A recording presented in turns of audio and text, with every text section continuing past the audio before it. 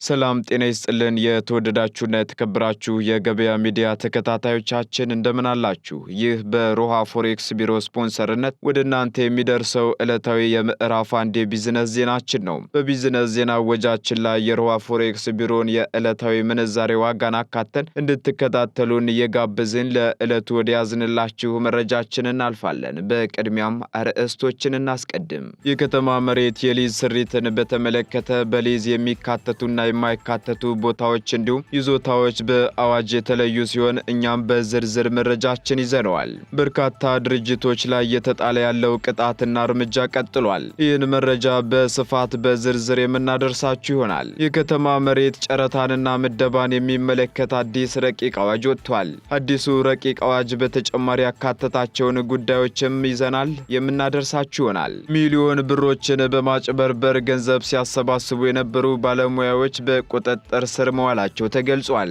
ወንጀሉን ሲፈጽሙ ከነበሩ ባለሙያዎች በተጨማሪ ሌሎች ተጠርጣሪዎችም ተይዘዋል ተብሏል። እነዚህንና ሌሎች የቢዝነስ መረጃዎችን ወደ እናንተ እናደርሳለን። ታማኝና ትኩስ የቢዝነስ መረጃዎችን ለማግኘት ታዲያ የገበያ ሚዲያን እንድትወዳጁ እየጋበዝን በዝርዝር ወደምንመለከታቸው መረጃዎቻችን እናልፋለን። በኮሪደር ልማት ምክንያት ሱቃችሁና ቢሮዎቹ ለፈረሰባችሁ የማይገኝ እድል እንሆ ብለናል። ፒላር ሪል ስቴት ማርኬቲንግ የተጠናቀቁ የንግድ ሱቆችን በተለያዩ የካሬ አማራጮችና በተመጣጣኝ ዋጋ ለሽያጭ አቀረበለው። ከ15 ከ400 ካሬ ስፋት ያላቸው ሱቆች ለሱፐር ማርኬት፣ ለካፌ፣ ለሬስቶራንት፣ ለጂም፣ ለኮስሞቲክስ እና ለቢሮ የሚሆኑ ሱቆችን ለሽያጭ ማቅረባችን ስንገልጽ በታላቅ ደስታ ነው። በ35 በመቶ ቅድመ ክፍያና 50-50 የባንክ ብድር አመቻችተንም እንጠብቆታለን። ምን ይሄ ብቻ! ዘመናዊ አፓርትመንቶችን ጠቅላላ ዋጋ ከ7 ሚሊዮን ብር ጀምሮ በቦሌ ደንበልና ገርጂ ሳይት እስከ 12 በመቶ ቅናሽ አድርገን ሽያጭ ላይ እንገኛለን። ለበለጠ መረጃም በ0947 02 2222 ላይ ይደውሉልን። ፒላር ማርኬቲንግ። ባለፉት 8 ወራት ከ3 ሚሊዮን በላይ ለሚሆኑ ሰዎች የሥራ ዕድል መፈጠሩን ጠቅላይ ሚኒስትር ዶክተር አብይ አህመድ ተናገሩ። በዚህም ከ300 ሺህ በላይ በውጭ ሀገር የተቀጠሩና በኢትዮጵያ ሆነው ለውጭ ኩባንያዎች የሚሰሩ ናቸው ተብሏል። የሥራ ዕድል ተገኝቶላቸዋል ከተባሉት መካከል ኢትዮጵያ ከተለያዩ ሀገራት ጋር በሥራ ስምሪት ባደረገችው ስምምነት 300 ሺህ ያህሉ ወደ ውጭ ለሥራ የሄዱ ናቸው ተብሏል። 45 ሺህ ኢትዮጵያውያን ደግሞ በኢትዮጵያ ሆነው በበይነ መረብ ወይም በኢንተርኔት አማካኝነት ለውጭ ሀገር ኩባንያዎች ሥራ እየሰሩ መሆኑን ጠቅላይ ሚኒስትሩ ትላንት በተካሄደው የሕዝብ ተወካዮች ምክር ቤት ስብሰባ በፓርላማ ተገኝተው ከአባላት ለቀረቡ ጥያቄዎች በሰጡት ምላሽ ተናግረዋል።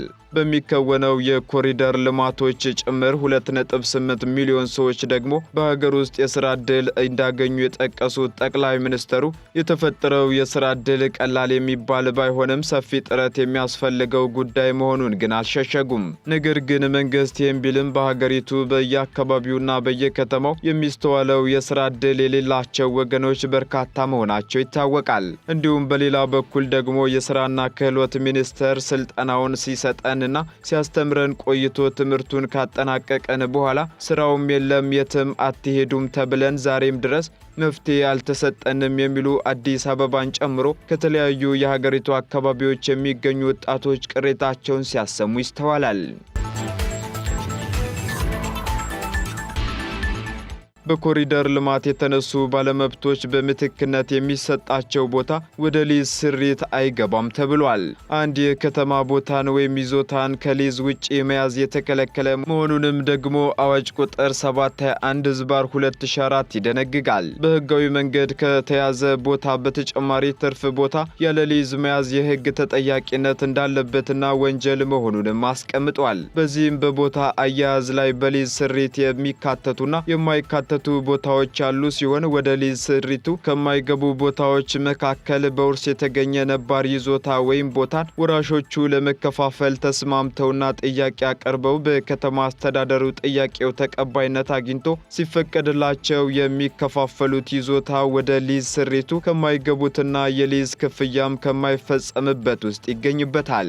እንዲሁም በፍቺ የተለያዩ ነባር ይዞታ ያላቸው ባልና ሚስት ህግ በወሰነው አግባብ ቦታውን ሲከፋፈሉ በፕላን ተቀባይነት ሲያገኝም ቦታው ወደ ሊዝ ስሪት የማይገባ ይሆናል ተብሏል።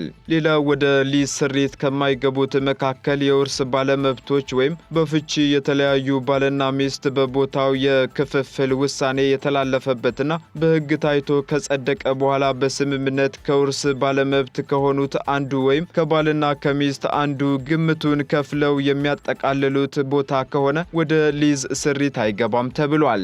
እንዲሁም ለሕዝብ ጥቅም ሲባል ከነባር ይዞታቸው የልማት ተነሽ የሆኑ ባለመብቶች በምትክነት የሚሰጣቸው ቦታም ወይም ይዞታ እንዲሁ ወደ ሊዝ ስሪት የማይገባና ክፍያም የማይፈጸምበት እንደሆነ ተገልጿል። በተጨማሪ ወደ ሊዝ ስሪት ከማይገቡት ይዞታዎች መካከል የሊዝ ስሪት ተግባራዊ ከመሆኑ በፊት የተያዙ ቦታዎችም አስተዳደሩ ከሊዝ ስሪት ውጪ እንዲቀጥሉ በሕግ ዕውቅና የተሰጣቸው ቦታዎች ይገኙበታል። ይህ በእንዲህ እንዳለ ወደ ሊዝ ስሪት የማይገቡትን ቦታዎች ግን በሌላ ሰው በሽያጭ ሲቀርቡና ሲተላለፉ የሚሸጠው ባለመብት የሚሸጠው በተቀመጠው ሕግ መሰረት ቦታውን ሳይሆን ያፈራውን ሀብትና ንብረት እንጂ ይዞታውን እንደሸጠ አይታሰብም። ምክንያቱ ደግሞ መሬት በሕገ መንግስቱ መሰረት የማይለወጥ የሕዝብና የመንግስት ሀብት ተብሎ ስለተደነገገ እንደሆነ ተገልጿል። በዚህም ገዢው ሰው ቦታውን ሲረከብ ወይም ሲተላለፍለት መንግስት እንደሚያወጣቸው የሊዝ ጨረታዎች ሳይሆን አነስተኛ የሆነ ክፍያ ታስቦበት ወደ ሊዝ ክፍያ የሚገባበት አግባብ መኖሩን የገበያ ምንጮች ጠቅሰዋል። በወንዝና የወንዝ ዳርቻን እየበከሉ የሚገኙ ድርጅቶች ቅጣቱ ቀጥሏል። የወንዝና የወንዝ ዳርቻን የበከሉ 17 ድርጅቶችና 8 ግለሰቦች ከ5 ሚሊዮን ብር በላይ መቀጣታቸው ተገልጿል። የገንዘብ ቅጣቱ የተላለፈው ከደንብ ማስከበር ባለስልጣንና ከአካባቢ ጥበቃ ባለስልጣን ጋር በመተባበር መሆኑም ተገልጿል። የደንብ ማስከበር ባለስልጣኑም በአዲስ ክፍለ ከተማ 2 ሚሊዮን 100 ሺህ ብር፣ በለሚ ኩራ ክፍለ ከተማ 910 ሺህ ብር፣ በኮልፌ ክፍለ ከተማ 690 ሺህ ብር፣ በየካ ክፍለ ከተማ እንዲሁ 600 ሺህ ብር መቅጣቱን አስታውቋል። በተመሳሳይ በንፋስ ስልክ ላፍቶ ክፍለ ከተማ 600 ሺህ ብር፣ በአቃቂ ቃልቲ ክፍለ ከተማ 600 ሺህ ብርና በልደታ ክፍለ ከተማ 400 ሺህ ብር በቅጣት ለመንግስት ገቢ ማድረጉን የባለስልጣን መስሪያ ቤቱ መረጃ አመላክታል። እንዲሁም በተያዘ መረጃ ወንዞችንና የወንዝ ዳርቻን የበከሉ ድርጅቶችና ግለሰቦችን በትላንትናው ዕለት ብቻ ከ4 ሚሊዮን ብር በላይ መቅጣቱን ባለስልጣኑ አስታውቋል። የአዲስ አበባ ከተማ አስተዳደር ደንብ ማስከበር ባለስልጣን ከአካባቢ ጥበቃ ባለስልጣን ጋር በመተባበር ወንዞችንና የወንዞች ዳርቻ የበከሉ ድርጅቶችንና ግለሰቦችን በትናንትናው ዕለት በደንብ ቁጥር 180/2017 መሰረት ከ4 ሚሊዮን ብር በላይ አስተዳደራዊ እርምጃ መውሰዱን አስታውቋል። ባለስልጣኑ በአዲስ ከተማ ክፍለ ከተማ 1,315,000 ብር፣ በአቃቂ ክፍለ ከተማ 800 ሺህ ብር፣ በየካ ክፍለ ከተማ 600 ሺህ ብር፣ በቦሌ ክፍለ ከተማ 600 ሺህ ብር እንዲሁም በአራዳ ክፍለ ከተማ 500 ሺህ ብር መቅጣቱን ገልጿል። እንዲሁም በጉለሌ ክፍለ ከተማ 254 ሺህ ብር፣ በለሚ ኩራ ክፍለ ከተማ 170 ሺህ ብር እና በኮልፌ ክፍለ ከተማ 50 ሺህ ብር ቅጣት በመቅጣት ለመንግስት ገቢ ማድረጉን ገልጿል። ባለስልጣኑ በትላንትናው ዕለት በአጠቃላይ 14 ድርጅቶችና 22 ግለሰቦችን በመቅጣት ከ4 ሚሊዮን ብር በላይ በመቅጣት አስተዳደራዊ እርምጃ መውሰዱን የባለስልጣኑ ኮሚኒኬሽን ዳይሬክተር መረጃ አመላክቷል። የኢትዮጵያ አየር መንገድና ኢትሃድ ኤርዌይስ በአፍሪካ በመካከለኛው ምስራቅና በኤስያ መካከል ያለውን ግንኙነት ለማሳደግ ስትራቴጂካዊ የጋራ የንግድ ስምምነት መፈራረማቸው ተገለጸ። ይህ አጋርነት የኮድ ሼር ዝግጅትንና በአዲስ አበባና በአቡዳቢ መካከል አዲስ የቀጥታ በረራዎች መጀመሩም ለተሳታፊዎች እንከን የለሽ ጉዞን ማመቻቸትና በክልሎች መካከል ያለውን ኢኮኖሚያዊ ግንኙነት ማሳደግን ያጠቃልላል ተብሏል። ተገልጿል። የዚህ ማስፈጸሚያ አካል የሆነው የኢትዮጵያ አየር መንገድም በጁላይ 15 ወደ አቡዳቢ በረራ የሚጀምር ሲሆን ኢትሃድ አየር መንገድ ደግሞ ከጥቅምት 1 ጀምሮ ወደ ኢትዮጵያ አዲስ አበባ በየቀኑ በረራ ይጀምራል ተብሏል። የአህጉሪቱ ትልቅ አየር መንገድ የሆነው የኢትዮጵያ አየር መንገድ ከ140 በላይ አውሮፕላኖችን ያቀፈ ዘመናዊና ልዩ ልዩ ካርጎን በማንቀሳቀስ ቅልጥፍናንና ዓለም አቀፍ ትስስርን ያጠናከረ መሆኑ ተገልጿል። አየር መንገዱ አሁን ላይ በስሩ በያዛቸው ቦይንግ 787 ድሪም ላይነር የኢትዮጵያ አየር መንገድ የረጅም ርቀት ጉዞ ቁልፍ አካል የሆነው 787 ድሪም ላይን በነዳጅ ቆጣቢነትና በመንገደኞች ምቾት የተመሰከረላቸውም ሌሎች አውሮፕላኖችን አገልግሎት በመስጠት ላይ ነው ተብሏል። የኢትዮጵያ አየር መንገድ ራዕይም በ2035 ስትራቴጂክ አካል በሆነው በሚቀጥሉት ዓመታት ከ150 በላይ አውሮፕላኖች ለመድረስ በማቀድ የበረራ አገልግሎቱን ማስፋፋቱን ቀጥሏል። የተባበሩት አረብ ኤምሬት ብሔራዊ አየር መንገድ የሆነው ኢትሃድ ኤርዌይ በአንጻሩ ወደ 80 የሚጠጉ አውሮፕላኖችን በማንቀሳቀስ በፕሪሚየም አገልግሎቶችና ለረጅም ርቀት ግንኙነት ላይ ያተኮረ ሲሆን ቦይንግ 787-9 እና 787-10 ድሪም ላይን በነዳጅ ቆጣቢነት የሚታወቀውና ልህቀትን በመቀነስ የረጅም ርቀት አየር ትራንስፖርት እየሰጠ ይገኛል። አየር መንገዱ በተጨማሪም በተሳፋሪ ምቾትና ዘመናዊ ነዳጅ ቆጣቢ ኤ321 አውሮፕላኖችን ዓለም አቀፍና ከባቢያዊ የአየር ትራንስፖርት አገልግሎት እየሰጠ ይገኛል ተብሏል። የኢትዮጵያና ኢትሃድ አጋርነት መንገደኞች በሁለቱም አየር መንገዶች ኔትወርክ እንዲያገኙ ከማስቻሉም በላይ በአፍሪካ በመካከለኛው ምስራቅ በኤስያና በሌሎችም አህጉራት የተቀላጠፈ የአየር ትራንስፖርትን በተመጣጣኝ ክፍያ እንዲያገኙ ያስችላል መባሉን የገበያ ሚዲያ ምንጮች ጠቁመዋል። የኮድ ሼር ስምምነቱም ለ30 የመተላለፊያ ወይንም ትራንዚት አገልግሎትና ተደጋጋሚ በረራ ጥቅሞችንና የጋራ የስራ ቅልጥፍናን ይጨምራል ተብሏል። ይህ ስምምነት አቡዳቢንና አዲስ አበባን በዓለም አቀፍ ትስስርና በኢኮኖሚ ልማት ውስጥ ያላቸውን ሚና በማጠናከር ዋና የአቪዬሽን ማዕከላት እንዲሆኑም የሚያስችል አየር መንገዱ ካሳካቸው ትላልቅ ስኬቶች መካከል ትልቁን ስፍራ ይዛል ተብሏል። ከ1.7 ሚሊዮን ብር በላይ በማጭበርበር ገንዘብ ሲሰበስቡ የነበሩ ባለሙያዎች በቁጥጥር ስር መዋላቸው ተገልጿል። የግብር ተመን በአስተያየት እንገምትላቸዋለን በማለት ከ1.7 ሚሊዮን ብር በላይ የተቀበሉ ተጠርጣሪ ሰራተኞችና ነጋዴዎችን በቁጥጥር ስር መዋሉን የአዲስ ከተማ ክፍለ ከተማ ፖሊስ መምሪያ ገልጿል። ተጠርጣሪዎቹ መጋቢት 2 ቀን 2017 ዓ.ም በአዲስ ከተማ ክፍለ ከተማ ወረዳ አንድ ልዩ ቦታው ሲዳሞ ተራ እየተባለ በሚጠራው አካባቢ ከሚገኙ አሮጌ ዕቃ እየገዙ ከሚሸጡ ነጋዴዎች ሁለት የመርካቶ ቁጥር 1 መካከለኛ ግብር ከፋዮች ቅርንጫፍ ጽሕፈት ቤት ሰራተኞች ነጋዴዎቹን በማነጋገር ለመንግስት የምትከፍሉትን የግብር የዋጋ ተመን አስተካክለን እንሰራላችኋለን እያሉ ሲያጭበረብሩ እንደነበር ፖሊስ ገልጿል። በአምስቱ ሰዎች አስተባባሪነት ከእያንዳንዱ ነጋዴ ብር እያሰባሰባችሁ የድርሻችንን ስጡን በማለት ከ89 ነጋዴዎች ከ1.7 ሚሊዮን ብር በላይ ሰብስበው እንደነበርም የክፍለ ከተማው ፖሊስ መምሪያ መረጃ አመላክቷል።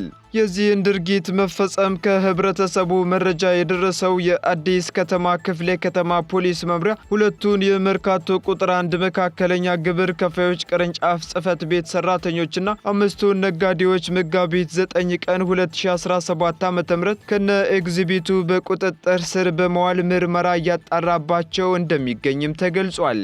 ከመንግስት አሰራር ውጪ የንግዱን ማህበረሰብ በማሳሳት ባልተፈለገ አግባብ የግል ጥቅማቸውን የሚያስቀድሙና የተሰጣቸውን ኃላፊነት እንደ መልካም አጋጣሚ በመጠቀም ሀገርንና ሕዝብን ለመጉዳት የሚዳርጉ መሰል አካላት ሲገጥሙ የንግዱ ማህበረሰብም ወንጀልን የማጋለጥ አበረታች ተግባሩን አጠናክሮ በመቀጠል ህጋዊ አሰራሮችን ሊከተል እንደሚገባ የአዲስ አበባ ፖሊስ ጥሪውን አቅርቧል።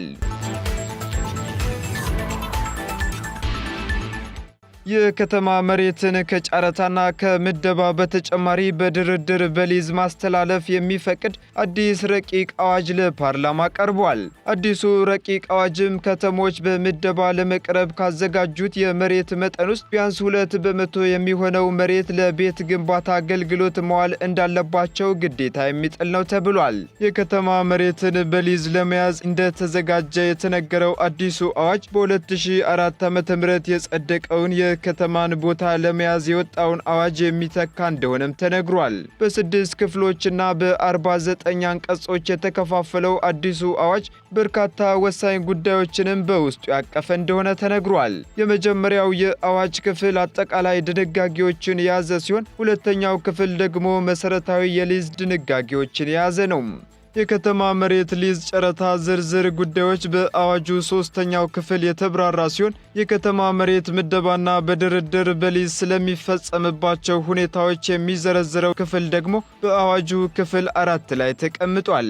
5ኛው የአዋጅ ክፍል የከተማ መሬት ሊዝ አስተዳደርን የሚዳስስ ሲሆን የመጨረሻ ወይንም 7ኛው የአዋጁ ክፍል ደግሞ ቅጣትን ጨምሮ ከመሬት ጋር ተያያዥነት ያላቸውን ልዩ ልዩ ድንጋጌዎችን ይዟል። አዲሱ አዋጅ የተዘጋጀው በሀገሪቱ እየተመዘገበ ያለውን ኢኮኖሚያዊ እድገት በከተሞች ፈጣን ለውጦችን እያሳየ በመሆኑና ከጊዜ ወደ ጊዜ እያደገ የመጣውን የሕዝብ የመሬት ፍላጎት በአግባብ ለማስተናገድና ዘመናዊ የመሬት ሀብት አስተዳደር መዋቅር አስፈላጊ በመሆኑ እንደሆነ ተገልጿል። አዋጁ በተጨማሪ በከተሞች የሚስተዋለውን ከመሬት ሀብት አስተዳደር ጋር የተያያዙ ዘርፈ ብዙ ችግሮችን ለመፍታት በተለይም ልማትን ለማፋጠንና የመንግስትንም ገቢ ለማሳደግ ፋይዳ እንዳለው ተጠቁሟል።